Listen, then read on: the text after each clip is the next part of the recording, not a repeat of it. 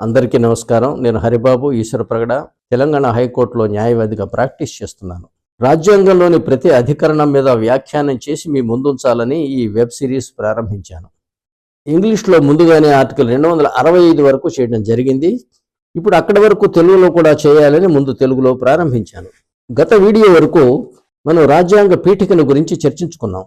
అయితే ఆర్టికల్ 1 మరియు ముందుకు వెళ్ళే బదులుగా ముందుగా మీకు కొన్ని సమకాలీన వివాదాస్పద విషయాలు కూడా మీ దృష్టికి తీసుకురావడం మంచిది అనేది ఆలస్యం చేయకుండా అన్న అభిప్రాయంతో ఈ సమకాలీన వివాదాస్పదమైన విషయాలు కొన్ని మీతో చర్చిస్తాను. ఈరోజు ముఖ్యంగా నిన్న లేక మొన్న వార్తాపత్రికలో రేవంత్ రెడ్డి గారు ప్రకటించారు లేదా ఆరోపించారు ఏమిటంటే 2029లో జమిలీ ఎన్నికలు రాబోతున్నాయి అని. అసలు జమిలీ ఎన్నికలు అంటే ఏమిటి? జమిలీ అంటే 2 రాష్ట్ర శాసనసభలకు లోక్సభకు జరిగే ఎన్నికలు ఒకేసారి జరిపించడం దేశవ్యాప్తంగా. దీనిని జమిలీ ఎన్నికలు అని మనం అర్థం చేసుకోవాలి. ఇవి లోక్సభ మరియు శాసనసభల ఎన్నికలు మాత్రమే. రాజ్యసభ మరియు రాష్ట్రాల శాసన మండలుల ఎన్నికలు వేరు. అవి సభ్యుల పదవీ కాలం 6 సంవత్సరాలు. ప్రతి 2 సంవత్సరాలకు 1/3 వంతు పదవీ కాలం ముగుస్తుంది. ఆ స్థానంలో కొత్త వారిని ఎన్నుకుంటారు. అవి నిరంతర ప్రక్రియ, నిరంతర ప్రవాహంలాగా అది కొనసాగుతూ ఉంటుంది. కానీ అసెంబ్లీలు లోక్సభ విషయం వచ్చేసరికి 5 సంవత్సరములకు ఒకసారి ఎన్నిక జరగాలి. ఇది రాజ్యాంగ అభిమతం, ఆర్టికల్ 83 అండ్ 172. కానీ మనం ఏం చేస్తున్నాం? దురదృష్టవశాత్తు ఒక ముఖ్యమంత్రికో ప్రధానమంత్రికో ఎవరికి కోపం వచ్చినా సరే, ప్రధానమంత్రి కోపం వస్తే లోక్సభను రద్దు చేస్తున్నాడు, ముఖ్యమంత్రి కోపం వస్తే శాసనసభను రద్దు చేస్తున్నాడు. నాకు తెలిసి ఇప్పటి వరకు లోక్సభ 5 సార్లు రద్దయింది. మొట్టమొదటిసారి 1971లో జరిగింది. ప్రివీ పర్సేస్, బ్యాంక్స్ నేషనలైజేషన్ వంటి బిల్లులకు కాంగ్రెస్ మద్దతు తక్కువైంది, ముఖ్యంగా రాజ్యసభలో. ఆ సందర్భంగా ఇందిరాగాంధీ గారు లోక్సభను రద్దు చేసి తిరిగి ఎన్నికలకు వెళ్ళడం జరిగింది. ఆ తదుపరి 5 సార్లు జరిగింది. 1980లో జనతా పార్టీ కూడా అదే తప్పిదం చేసి మధ్యంతర వెళ్ళకి వెళ్ళింది. ఇక రాష్ట్రాలలో కనుక చూసినట్లయితే ఒక రాష్ట్రం అని పేరు చెప్పటం ఏముంది? అనేక రాష్ట్రాలు అనేక సందర్భాలలో అసెంబ్లీలను రద్దు చేసి మళ్ళీ ఎన్నికలకు వెళ్ళినాయి. వీటిని మధ్యంతర ఎన్నికలు అని అంటున్నాం మనం. శాసనసభ్యులను ప్రజలు ఆర్టికల్ 172 కింద 5 సంవత్సరాల కోసం ఎన్నుకున్నారు.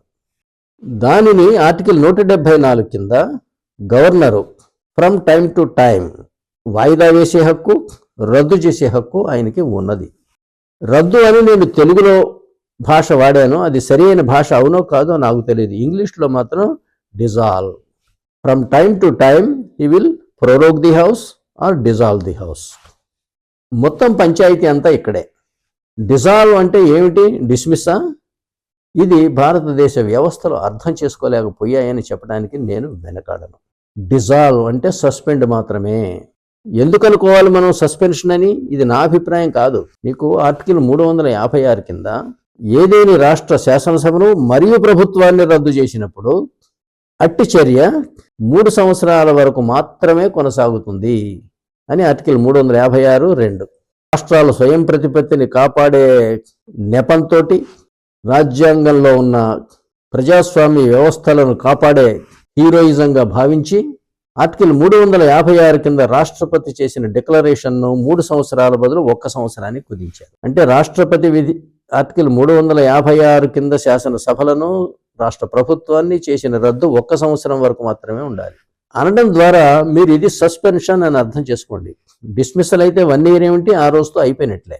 కానీ దీనిని అర్థం చేసుకోకుండా ముఖ్యమంత్రి సలహా ఇస్తున్నాడు, గవర్నరు రాష్ట్రపతికి నివేదిస్తున్నాడు, రాష్ట్రపతి ఓకే ఆర్టికల్ 356 కింద పాస్ చేస్తున్నాడు. 6 నెలల లోపల మధ్యంతర ఎన్నికలకు పోతున్నారు. ఇది చాలా తప్పుడు విధానం. ఇది పాకిస్తాన్ రాజ్యాంగం ఆర్టికల్ 58 మరియు 112లో ఉన్నాయి. పాకిస్తాన్లో ముఖ్యమంత్రి సలహా ఇస్తే గవర్నరు 48 గంటలలోగా శాసనసభని ప్రభుత్వాలను రద్దు చేయాలి, రద్దు చేసి తీరాలి. అలా చేయకపోతే రద్దు అయినట్టు భావించబడుతుంది. ఆ తదుపరి 60 రోజులలోగా మళ్ళీ శాసనసభకు ఎన్నికలు జరగాలి. ఆశ్చర్యకరంగా పాకిస్తాన్ రాజ్యాంగం 1973 నాటిది. దానిని మనం అనుసరిస్తున్నాం.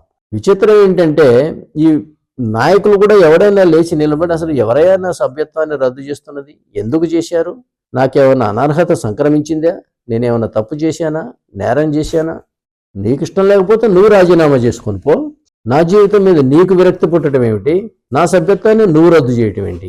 దురవగాహన భారతదేశంలో నడుస్తున్నది. చట్టసభలను రద్దు చేసే అధికారం ఎవ్వరికీ లేదు, ఉండకూడదు కూడా. ఉంటే అది ప్రజాస్వామ్యమే కాదు. అయినా ముఖ్యమంత్రి ఎవరు ఒక శాసనసభను రద్దు చేయటానికి? ముఖ్యమంత్రి అసలు శాసనసభలో సభ్యుడై ఉండాలని రూల్ ఎక్కడుంది? ఆయన శాసన మండలి సభ్యుడై ఉండవచ్చును, లేదా ఒక్కొక్కసారి అది కూడా కాదు, మొదటి 6 నెలల వరకు. మరి అతను శాసనసభను రద్దు చేయమని ఎట్లా రికమెండ్ చేస్తాడు? చేస్తే గవర్నర్ గారు ఎందుకు దాన్ని రికమెండ్ చేయాలి రాష్ట్రపతి గారికి? వాస్తవానికి ఆర్టికల్ 356 కింద రాష్ట్ర ప్రభుత్వాలను ఎప్పుడు డిజాల్వ్ ఆర్ సస్పెండ్ చేయటం జరుగుతుంది అంటే ఒక రాష్ట్రంలో రాజ్యాంగబద్ధ పాలన సాగే అవకాశం లేదు అని గవర్నర్ యొక్క నివేదిక ఆధారంగా కానీ లేదా రాష్ట్రపతి స్వయంగా అభిప్రాయానికి రావటం వల్ల కానీ అప్పుడు ఆయన రాష్ట్ర ప్రభుత్వాన్ని అసెంబ్లీని రెండింటినీ రద్దు చేస్తాడు. అసలు ఈ డిస్టింక్షన్ అనేది అర్థం చేసుకోవట్లేదు భారతీయ మేధావులు. ఏం చెప్పాలో ఏం చేయాలో కూడా నాకు అర్థం కావట్లేదు. రాష్ట్రపతి శాసన సభను రద్దు చేస్తాడు, ప్రభుత్వాన్ని రద్దు చేస్తాడు. శాసన సభ బాధ్యతలను పార్లమెంటు లేదా అది నియమించినటువంటి వ్యవస్థలు నిర్వహిస్తాయి. ప్రభుత్వ బాధ్యతలను రాష్ట్రపతి లేదా రాష్ట్రపతి నియమించిన మరొక వ్యవస్థ నిర్వహిస్తుంది. ఈ రెండు సమాంతరంగా ఉండాలి, శాసనసభ కానీ ప్రభుత్వం కానీ. నిజానికి ప్రభుత్వానికి అనగా గవర్నర్కి చట్టసభల్లో మెజారిటీ లేకుండా ఉంటే అది ఆదర్శవంతమైన ప్రజాస్వామ్యం అమెరికా లాగా. పైగా అలా చేసేటువంటి డిజొల్యూషన్ 1 సంవత్సరానికి మించడానికి వీల్లేదు అనటం ద్వారా అది మనం సస్పెన్షన్ అని అర్థం చేసుకోవాలి, డిస్మిసల్ కాదు. అయినా భారత రాజ్యాంగంలో మధ్యంతర ఎన్నికలు ఎక్కడున్నాయో ఎవరినైనా చూపించమనండి. ప్రజా ప్రాతినిధ్య చట్టం సెక్షన్ 149, 150 మరియు సెక్షన్ 14, 15 ఉన్నాయి. కానీ రాజ్యాంగంలో మధ్యంతర ఎన్నికలకు ప్రొవిజనే లేకుండా మీరు చట్టం రాసుకుంటే ఎట్లా చెల్లుతుంది? అనేది మధ్యంతర అంటే మధ్య ఎక్కడైతున్నది? ఎన్నికైన దగ్గర నుంచి మళ్ళీ 5 సంవత్సరాలు నడిపిస్తున్నారు. మధ్యంతర అంటే 3 సంవత్సరాల తర్వాత రద్దు చేస్తే ఇంకో 1 year ఉండాలి. ఆ మాట అంటే ఏ ముఖ్యమంత్రి అయినా రద్దు చేస్తాడా? చేయనే చేయడు. మధ్యంతర ఎన్నికల వల్ల భారతదేశం నిరంతరం ఎప్పుడు చూసినా ఎన్నికలలోనే మునిగి తేలుతున్నది.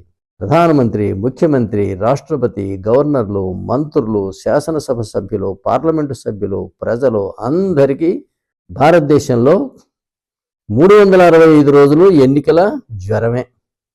ఒక్కసారి ఎన్నికలు జరుపుకుంటే చట్టసభలకి 5 సంవత్సరాల వరకు ప్రశాంతంగా దేశ పాలన మీద దృష్టి సారించాలి. అలా కాకుండా 365 దేశంలో ఏదో ఒక మూల, ఏదో ఒక రాష్ట్రంలో ఎన్నికలే ఉంటే ఈ దేశం పుట్టింది ఎన్నికలు జరుపుకోవటానికా అన్నట్లుగా ఉంది నా దృష్టిలో. పైగా ఈ ఎన్నికల్లో గెలవటం కోసం కుల, మత, ప్రాంత, భాషా భేదాలను రెచ్చగొడుతున్నారు. ఇది భారతదేశానికి మంచిది కాదు. ఈ భారతదేశం పుట్టింది ఎన్నికలు జరుపుకోవటానికి కాదు. ఒకసారి జరుపుకుంటే 5 సంవత్సరాలు ప్రశాంతంగా ప్రజలు ఎన్నుకున్న సభ్యులను రద్దు చేసే హక్కు ఎవరికి ఉంటుంది? ఈ మాత్రం ఆలోచించకపోతే ఎలా? మీరు చూడండి, ఆర్టికల్ 83 చూడండి, ఆర్టికల్ 172 చూడండి. శాసనసభలో మరియు లోక్సభ పదవీ కాలం 5 సంవత్సరములు. ముందుగా డిజాల్వ్ కాకుండా ఉంటే, డిజాల్వ్ అంటే అర్థం రద్దు అనుకోకండి. సపోజింగ్ 4 సంవత్సరాలు గడిచింది, ఆ సందర్భంగా డిజాల్వ్ అయింది, 5వ సంవత్సరం గడిచిపోయింది, దట్స్ ఆల్. వెంటనే ఎన్నికలు జరుపుకోవాలి. అప్పుడు మీకు శాసనసభ కాలం 4 సంవత్సరాలే గడిచినట్లు అయింది. అట్లాగే 2 సంవత్సరాలు గడిచిన తర్వాత శాసనసభను డిజాల్వ్ చేసినా కూడా 1 సంవత్సరం పాటు కనుక అలాగే ఉంచినట్టయితే ఆ తర్వాత సస్పెండెడ్ యానిమేషన్లో తర్వాత రీఇన్స్టేట్ చేస్తే కూడా మొత్తం 5 సంవత్సరాల్లో 1 సంవత్సరం పాటు అసెంబ్లీ లేదు. అప్పుడు అసెంబ్లీ కాలం 4 సంవత్సరాలు మాత్రమే అయింది. ఇది ఆర్టికల్ 83 మరియు 172 యొక్క అర్థం, పరమార్థం. అంతే తప్పితే చట్టసభలను రద్దు చేసి మధ్యంతర ఎన్నికలకు వెళ్ళటం అనేది పార్లమెంటు విషయంలో ఆర్టికల్ 58 పాకిస్తాన్ రాజ్యాంగంలో ఉంది. రాష్ట్రాల విషయంలో ఆర్టికల్ 112 కింద పాకిస్తాన్ రాజ్యాంగంలో ఉంది. ఇది భారతదేశంలో ఎక్కడైనా, భారత రాజ్యాంగంలో ఎక్కడైనా ఉందని ఎవరైనా చూపిస్తే వారికి పాదాబంధనాలు. రాజ్యాంగంలో ఉన్నది ఒకటి, జరుగుతున్నది మరొకటి. ఇది అర్థం చేసుకోవడం పొరపాట, లేదా కావాలని రాజ్యాంగాన్ని విస్మరిస్తున్నారా, ఇది ప్రజలు కానీ, పాలకపక్షాలు కానీ, రాజ్యాంగ వ్యవస్థలు కానీ ఆలోచించవలసిన అవసరం ఉంది. అందువల్ల ఈ దేశానికి జమిలి ఎన్నికలే రాజ్యాంగబద్ధము, మధ్యంతర ఎన్నికలు రాజ్యాంగబద్ధము కాదు. Thank you. ఈ వీడియోని సంపూర్ణంగా విన్నందుకు. ఇట్లాగే అనేక విషయాలతోటి మీ ముందుకు వస్తుంటాను. దయచేసి వీడియోని సబ్స్క్రైబ్ చేసి, షేర్ చేసి, కామెంట్ చేయండి. మీ విలువైన కామెంట్స్కి నేను సమాధానాలు కూడా ఇస్తాను. నేను మనందరం కలిసి ఈ రాజ్యాంగ విషయాలను ప్రజల్లోకి విస్తృతంగా తీసుకెళ్దాం. ఎలాంటి మార్పు వస్తుందో, ప్రజలకు ఎలాంటి అదృష్టం ఉందో అది మన చేతిలో లేదు. ప్రయత్నం మాత్రమే మన చేతిలో ఉంది. దయచేసి వీలైనంత వరకు ఈ కాన్స్టిట్యూషనల్ మెసేజెస్ని స్ప్రెడ్ చేయండి. నమస్కారం.